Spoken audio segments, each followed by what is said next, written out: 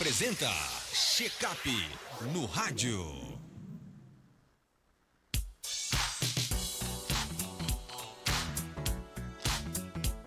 Olha, hoje, dia 24 de junho, é o Dia Mundial da Prevenção de Quedas. Uma data criada para chamar a atenção sobre um problema de saúde pública que afeta especialmente a população idosa. As quedas são responsáveis por uma grande parte das internações, fraturas e até mortes entre pessoas com mais idade, e muitas delas poderiam ser evitadas com cuidados simples no dia a dia. Para falar sobre como prevenir esses acidentes e proteger a saúde dos nossos idosos, vamos com o quadro Check-up no rádio com o médico geriatra Belísio Neto. Doutor Belísio, seja bem-vindo aqui ao nosso Panorama 95, bom dia. Bom dia, Marcos, bom dia a todos os ouvintes, a todos os nossos internautas. Prazer imenso mais uma vez estar aqui no Check-up no rádio, no Panorama 95, falando de um tema bastante relevante na nossa especialidade, para a nossa população que está querendo envelhecer bem, envelhecer com saúde, viver muito e viver com muita saúde. Eu abordei esse tema há pouco tempo aqui, há mais de um mês eu acho, talvez, mas hoje era um dia bastante de coincidir o dia do programa e de coincidir o dia de prevenção de quedas. Na verdade, essa semana é a semana... Tudo a ver, né? É a Semana Mundial de Prevenção de Quedas. Então, mesmo já tendo falado há pouco tempo, eu propus essa temática que é bastante relevante. Só para os ouvintes refletirem, vocês podem imaginar, por exemplo, que seu pai, sua mãe, seu avô, sua avó sofreu uma queda, você acha que foi só um tombo, pode ter sido a última vez que ele conseguiu andar, né? Pode ter sido a internação, se essa queda levou à internação, como você disse, boa parte desses idosos fraturam. Pra você ter ideia, 95% das fraturas de quadril, fêmur e quadril são por quedas. Desses pacientes, 30% morrem no primeiro ano, 50% não voltam a andar. Então, essa queda que seu pai, seu avô, sua avó sofreu, foi uma quedinha, mas possa ser que tenha sido a última. Ou, se ele precisar internar, pode ter sido a última imagem que ele vai ver, vai ser o teto de um hospital. Ninguém quer isso, né? Então, queda mata, é a principal causa de morte por causa externa. Queda incapacita. Como eu falei, metade desses pacientes não voltam a andar como antes. 1/3 dos idosos, ou seja, de cada 3 idosos, um cai ao ano.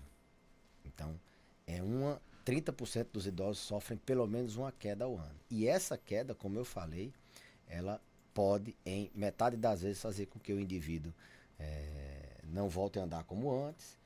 E se esse idoso fraturar, principalmente o quadril, ele pode morrer em 30%. Então, queda quando não mata, ela deixa incapacidade, ela deixa problemas. Ela é a queda em idosos, logicamente, ela não é um simples tombo, não, foi só uma quedinha, foi só um escorregãozinho. Não, saiba que o principal fator de risco para o idoso cair é ele já ter caído de novo, já ter caído antes, né? E saiba que a queda, quando ela aparece, ela não é só um acidente, não. Isso é um dos maiores erros que as famílias cometem, é achar que queda foi um acidente. Não. Queda é um sinal de alarme, é um grito que o organismo tá dando, dizendo que tem alguma coisa que não está bem, que o músculo está fraco da perna, que aquela artrose do joelho está atrapalhando ele andar, que aquele problema de visão que ele tem está fazendo com que ele não enxergue bem, ele não calcule bem os passos, está dizendo que aquela diabetes está fazendo com que ele perca o equilíbrio por deteriorar, por destruir a inervação e a capacidade dele manter o equilíbrio. Está dizendo que ele está com algum problema de tontura, está dizendo que ele está tomando medicamento demais, medicamento que pode estar levando ele a induzir quedas. Então, quando o indivíduo idoso cai, a gente tem que acender todos os alertas possíveis, porque, como eu falei anteriormente, não é só um acidente. Não é só porque não é normal o idoso cair, não. É o organismo dando claros sinais, gritando, para que esse indivíduo seja avaliado, seja abordado, porque ele tem um risco muito grande de cair de novo. Tem alguma coisa que está fazendo ele cair. ele tem um risco muito grande de cair de novo. E cada queda é um risco aumentado dele não voltar mais a andar ou mesmo dele morrer. Doutor Belísio, quais são os principais fatores de risco que contribuem para quedas em casa ou na rua entre pessoas idosas? Boa pergunta, Marcos. A gente sempre pensa em fatores de risco ambientais. Não, eu vou fazer uma estrutura da casa, do meu pai, da minha mãe, do meu avô, da minha avó, seguro. Eu vou fazer um banheiro bem adaptado, colocar barras de apoio, alargar a porta, trocar o piso, deixar o piso escorregado, deixar o piso antiderrapante. Vou afastar os móveis para a parede, deixar o vão livre. Vou tirar fios do meio da casa, vou trocar o piso da própria casa, vou facilitar a locomoção dele, fazer com que a casa seja segura. Tirar os tapetes, procurar saber por onde é que ele caminha, por onde é que ele anda e tentar traçar locais que ele ande que sejam seguros, não ande em piso irregular, em calçamento, em calçada com buraco, com risco de cair, ter sempre ambiente iluminado. Então, isso é o que as pessoas devem ter, como isso é a obrigação de toda casa de idoso ser segura. E não precisa ser uma coisa requintada demais. É você chumbar uns ferros na parede, é você pegar aquele piso do cimento liso e transformar no cimento caspento, se não pode botar uma cerâmica antiderrapante, tirar um dia e afastar os móveis, botar no canto da parede. Medidas simples, as famílias têm que estar atentas. Mas o que mais, você me perguntou de fatores de risco, lógico, um ambiente seguro é um grande fator, um ambiente não seguro é um grande fator de risco. 80% dos idosos que caem, eles caem dentro de casa. Caem no banheiro, eles caem escorregando no xixi, eles caem quando vão levantar para beber água, fica tonto e cai, eles caem da rede, muitas quedas de rede. Então a gente tem que estar atento a esses fatores extrínsecos, esses fatores ambientais. Mas o que mais impacta mesmo, os principais fatores de risco, eles estão no indivíduo. É aquele idoso que tem um problema de desequilíbrio, e esse desequilíbrio dele, ninguém nunca conseguiu identificar as causas, ou se identificou, tentou achar que era só uma causa e não abordou as outras causas, porque geralmente desequilíbrio em idoso, ele tem mais de uma causa. É o osso que está doendo do calcanhar, do joelho, misturado com a perda de massa muscular, misturado com a vista que já não está tão boa, com um remédio que ele está tomando para gripe que dá tontura, com a pouca hidratação, com a queda de pressão, com a labirintite. Tem 3, 4, 5 causas que você tem que ir tirando, não adianta. Não, essa tontura é por isso, esse desequilíbrio é por isso, não. É por essas causas, são mais de uma causa. Então as principais causas, elas estão no próprio indivíduo. É você abordar o que a gente chama tecnicamente como fatores intrínsecos. Tratar a visão, tratar as causas de tontura, o que é que está fazendo ele ficar tonto, é um problema no labirinto, alguma outra coisa, é uma hipotensão ortostática, uma queda de pressão, botar esse idoso para fazer fortalecimento dos membros inferiores, tirar ele daquela hipoatividade, aquela história do idoso passar o dia sentado ou deitado. Ele vai atrofiar os músculos, ele não vai, porque vê. Se você passar muito tempo sentado, quando você vai levantar, você tem dificuldade de andar, você tem que estirar as pernas ali um pouco. Você passa um final de semana mais deitado, você fica com a locomoção debilitada. Imagina ele passar o dia todo, vários dias do ano.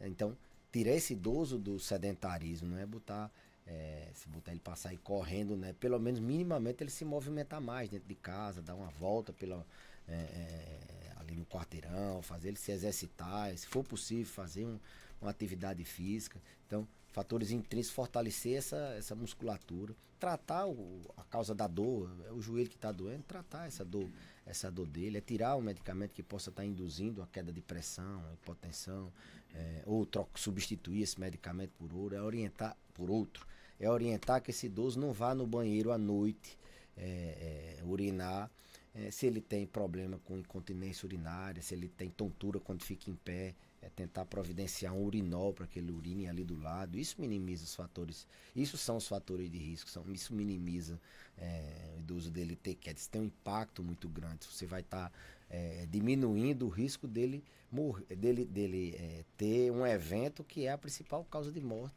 por causas externas. Vai estar evitando que seu pai, sua avó, seu avô, ou você que é idoso que está nos ouvindo, que você não volte mais a andar, ou que você vá se interne, que a sua última imagem seja o teto do hospital, como eu falei no início da entrevista. Então, é você observar e tratar os fatores intrínsecos, aquilo que o indivíduo tem e que você que está fazendo com que ele caia, mesmo que ele tenha a casa segura. Se você não tratar a vista, o equilíbrio, não tratar a dor, não tirar os medicamentos que ele está fazendo uso irregular, não orientar ele a levantar devagarzinho, esperar um pedaço, ingerir bastante líquido. A desidratação ela causa muita tontura, muita queda de pressão.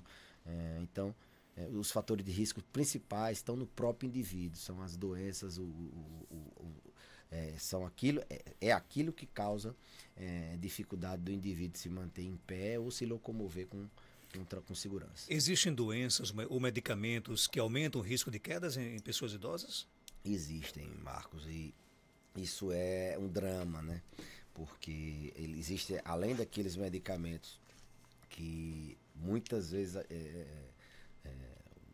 os médicos, os colegas médicos necessitam utilizar e favorece o risco de queda, existem aqueles medicamentos que os indivíduos se automedicam, né? Então, classicamente, medicamentos que induzem sono, qualquer que seja o objetivo, porque tem medicamento que a gente utiliza para determinada coisa, mas ele causa sono, é um efeito colateral.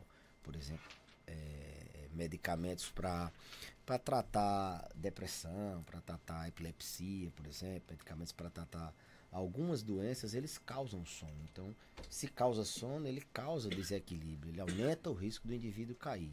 Então, esses medicamentos têm que serem usados com bastante cautela, com bastante sabendo que o indivíduo tem um risco maior de quedas, fazendo uma orientação adequada para que ele possa utilizar o medicamento que seja indispensável. Se for possível, a gente trocar por outro que não aumenta o risco de queda. Se tem um medicamento, para você ter uma depressão, tem um medicamento que você possa utilizar e que ele não aumenta o risco de queda, é prudente fazer isso.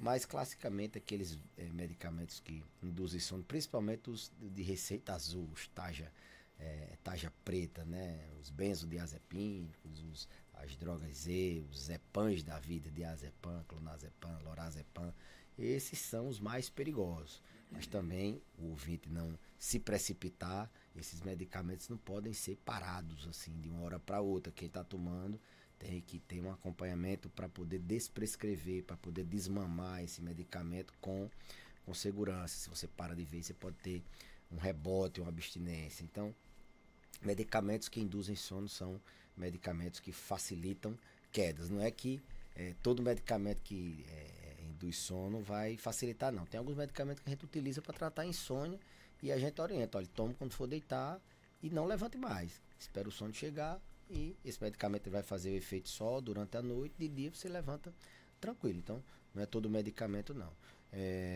Outros medicamentos que podem induzir quedas são, por exemplo, antialérgicos, medicamentos muito utilizados para gripe, para esses xaropes antigripais que os pacientes se automedicam muitas vezes. A grande maioria deles tem substâncias que induzem sono, principalmente os antialérgicos mais antigos de primeira geração, a desclofeniramina, esses medicamentos, eles podem induzir sono. Então, aumenta o risco dele cair. Vai tomar um xaropezinho para queda e sofrer uma queda. Então, assim, via de regra, evitar a automedicação, evitar tomar aquele medicamento que o vizinho conseguiu dormir, eu vou ver se dá certo para mim, evitar tomar aquele medicamento que fulano disse que era bom para aquilo ou para aquela outra coisa. Isso pode trazer uma reação adversa, e uma das principais reações adversas a medicamentos inapropriados para idosos são as quedas, que a gente já relatou aqui o quão grave o idoso cair. Eu acho que a principal pergunta que todos fazem nesse momento é o seguinte: como adaptar a casa para torná-la mais segura para os idosos? É possível acontecer isso? E assim, sem gastar muito, por exemplo? Sim. Existe um site chamado Casa Segura. Você bota lá Casa Segura no Google, você clica e ele vai dizendo cada compartimento da casa o que é que você tem que fazer. Por exemplo, na cozinha de um idoso, os armários. Os armários são altos, ele vai subir um banquinho para poder limpar as coisas lá em cima. Você tem que baixar esses armários, botar na altura dele para que ele não suba o banquinho. Varal. As mulheres que estendem roupa, esse varal não pode ser mais aquele varal que ela levanta a cabeça e para estender a roupa tem que ser um varal baixo. Ela não levanta porque levantando, olhando para cima, aumenta o risco dela ficar tonta e cair, além de não estar vendo os pés, tropeçar. Geralmente os varais são em quintais e quintal tem plantas, tem piso irregular e assim por diante.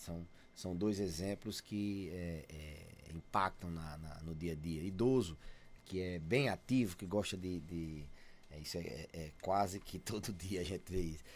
Aquele avô, aquele pai que resolve tudo dentro de casa e ele sempre tem uma escada que tudo que acontece ele sobe a escada para resolver. E as famílias, doutor, o que é que eu posso fazer? Tira a escada. Leva a escada. Não, ele vai ficar com raiva um dia ou dois e não vai ter. Mas se ele comprar outra escada, se ele tira a escada de casa. Foi até o Geraldinho até que me falou que seu Geraldo fazia isso, né? Eu disse a ele, Geraldinho, tem que tirar a escada. E se ele comprar outra escada? E se ele comprar outra escada, você vai vender a escada até que não tem escada em casa, né? Então, algumas coisas assim, são simples de você, até que ele entenda que não pode. Não pode.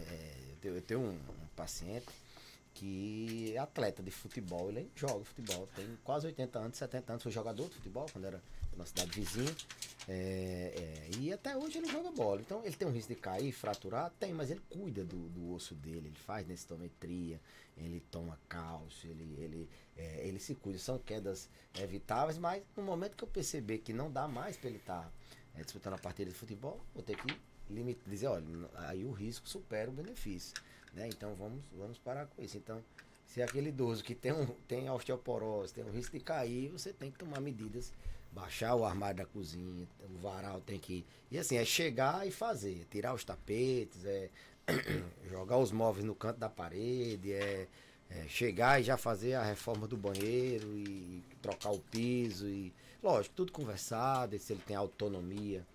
A gente tem que respeitar a autonomia do idoso, a independência, ele quem manda na vida dele, se ele for lúcido. Mas essas medidas precisam ser implementadas antes que ele nunca mais volte a andar ou antes que ele frature e tenha que se internar. E 30% desses pacientes que fraturam, eles morrem. E para que a imagem não seja só, a última imagem não seja o teto do hospital. Doutor Belis, pegando o gancho aqui do pai do Geraldinho, né, que é uma pessoa muito querida, mas é muito teimoso, né? É mais fácil você convencer uma criança ou um idoso? Rapaz, a criança você tem ascendência sobre ela. Ele segue as regras da sua casa, teoricamente, né? Então, É você que manda. é você quem manda. Mas um idoso é mais difícil, ele tem uma história, quem manda, a hierarquia... A hierarquia pesa? Pesa muito. Você sempre é o filho e ele sempre... Por isso que, às vezes, profissionais como fisioterapeutas, educadores físicos, nutricionistas não conseguem tratar o pai ou a mãe ou o avô, a avó, porque na hora que o exercício fica um pouco desconfortável, eles, não, eu sou o seu avô, quem diz aqui sou eu, eles não conseguem evoluir. Então, essa questão da hierarquia é mais complicado você convencer o idoso, não que eles sejam pessoas teimosas, porque tem incutido na mente dele, tem no inconsciente que quem manda, na verdade, a decisão final é dele, que é teoricamente o dono da casa, mesmo que a gente seja... Manda na casa e no filho. Manda na casa, o filho dele, quem manda é ele, então... É convencimento, Marcos. Saber que idoso a gente tem que ter paciência. Às vezes uma coisa que você consegue convencer uma pessoa em 5 minutos, você só consegue convencer um idoso em 6 meses. Eu só consegui baixar o varal da casa de fulano, da minha avó, da minha mãe, com 6 meses de convencimento. Fui tentando. Aí você diminui o fator de risco. Só consegui convencê-la de uma reforma na cozinha, de eu baixar esses armários, de eu tirar aquele amontoado de móveis do meio da casa, depois de 1 ano, mas conseguiu. Então tem que ter paciência, tem que ser aos pouquinhos. Não é depois Um dia você consegue, né? não é depois da entrevista aqui de Dr. Belísio, você chegar em casa, chutar o balde, vai ser assim, vai ser assado. Às vezes alguns funcionam dessa forma, mas a maioria tentar convencer, lembrando que o idoso não é como uma criança que ele vai aceitar a sua regra, não. A regra é a dele, principalmente se ele tiver autonomia, se ele tiver independência. A nossa ouvinte Mariazinha coloca o seguinte: como convencer o idoso a se prevenir? A minha mãe não aceita de jeito nenhum. Ela disse que quer. Quais são as dicas para convencer a mãe dela, por exemplo, que tem que se prevenir? Prevenindo de quedas? De quedas. A gente pega muito esse tipo de pergunta aqui no rádio, no consultório. Na verdade, assim, não tem uma fórmula, não. A gente tenta, como qualquer outra pessoa, a gente tenta mostrar. Por exemplo, o senhor quer sofrer uma queda e não voltar mais a andar, tá aqui, ó. Eu tenho essa lista de pacientes aqui, 30% deles que caíram, não vieram com essa mesma conversa que o senhor está dizendo aí, ou a senhora, eles caíram e não andaram mais, ou caíram e não voltaram mais, morreram, sofreram muito em cima de uma cama com fratura, passaram muito tempo debilitados e morreram no ano subsequente. É a questão de tentar convencer. Não pode rotular, não, que ela é teimosa, que ele é teimoso, que não consigo, que ele não quer se cuidar. E precisa, às vezes, até de profissionais da área da psicologia para entender por que é que esse idoso reluta tanto em querer se prevenir. Às vezes as famílias não conseguem realmente fazer com que aquele idoso tenha um senso de assumir a responsabilidade de se cuidar. Não, eu tenho que cuidar de mim para poder eu ver meu neto brincar o São João. Hoje é o dia de São João. Eu ver meu neto soltando fogos.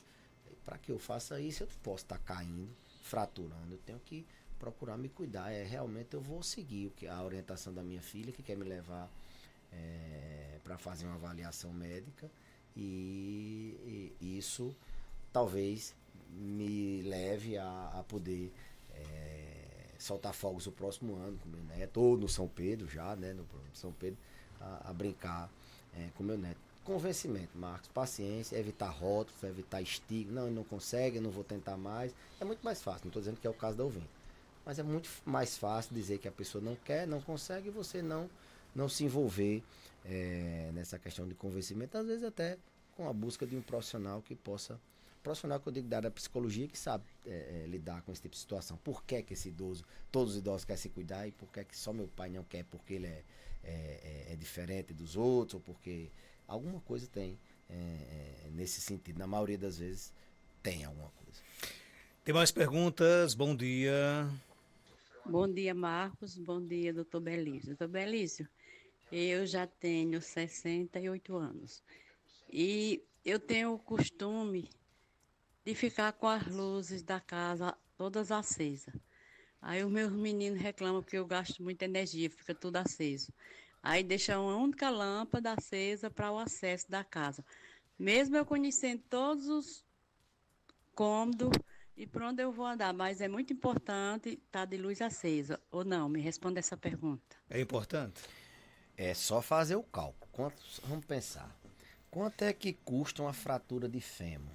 Quanto é que os filhos vão dispendiar de tempo para ir ficar um paciente internado, de tempo para fazer as coisas que a senhora faz dentro de casa, de contratação de profissionais para reabilitar, na fisioterapia, de medicamentos que vai utilizar.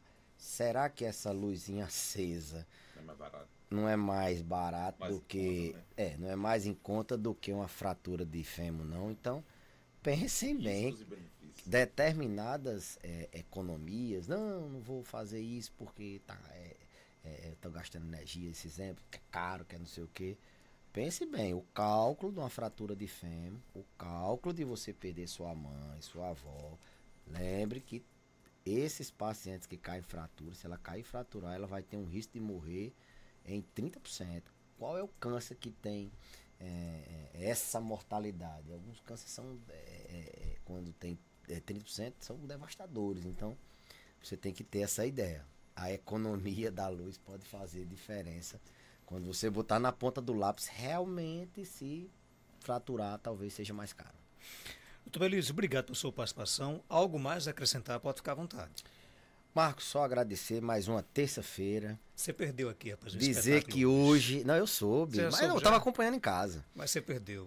Eu não vi ao vivo. Vou lhe mandar o vídeo daqui a pouco. Né? Tá certo. É. Mas agradecer aí a todos que nos assistiram, mas dizer que hoje hoje tem um Malvadão em campo. Estamos Para classificados. quem não já, né? acreditava, a gente deu um baile, a gente deu Foi um recadinho para Geraldinho? Esse... Para Geraldinho não, a gente deu um recado para o mundo. A gente colocou o Chelsea no bolso.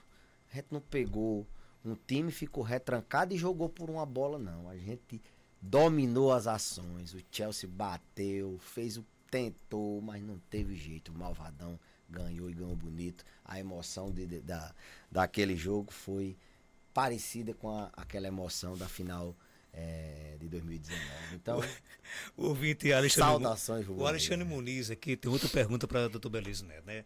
Ele botou: é possível uma pessoa na idade de Geraldinho vestir uma camisa e ter problemas de memórias, se apaixonar e gostar de usar direto essa camisa? É possível, só acho que a causa não será a perda de memória, talvez seja o encantamento, né? Talvez seja Ele ficou bonito com a a camisa do Flamengo. sedução da camisa, de se sentir bem, campeão, time de ponta. Eu acho que, viu, Alexandre, mandar um abraço para ele, mandar um abraço para a mãe dele, dizer que talvez não seja a memória, não, talvez seja a sensação do prazer. Eu vou até combinar com a dona Irani, que é a esposa do Alexandre, porque assim, essa camisa virou sagrada, porque assim, o Geraldinho vestiu a camisa do Flamengo. Eu acho que vou até sortear essa camisa amanhã com os nossos ouvintes, né? Rapaz, Uma camisa antiga, né? Uma camisa que realmente marcou época, inclusive no Flamengo. Né? Se for sortear amanhã, eu tô ligando aí, botando meu Se nome. a Irani aprovar, né, autorizar, não vou nem lavar, ela vai até com suor de Geraldinho. Foi a meu esposa amigo. de Alexandre? Foi que doou, ele fez o desafio e doou a camisa ainda. Né? Ai,